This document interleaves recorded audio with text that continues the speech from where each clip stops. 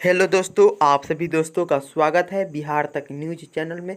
तो आप सभी दोस्तों को इस वक्त की सबसे बड़ी खबर बताने वाले हैं कि देखिए दोस्तों, भोजपुरी के 3 कलाकार हैं जिनमें भोजपुरी के पावर स्टार पवन सिंह भैया जी और भोजपुरी के super star trending star Khesari Lal भैया जी और कल्लू भैया जी का, ये तीनों भैया जी का भोजपुरी छठ गीत यूट्यूब के नंबर 1 ट्रेंडिंग में नंबर 1 एक नंबर पर चल रहा है।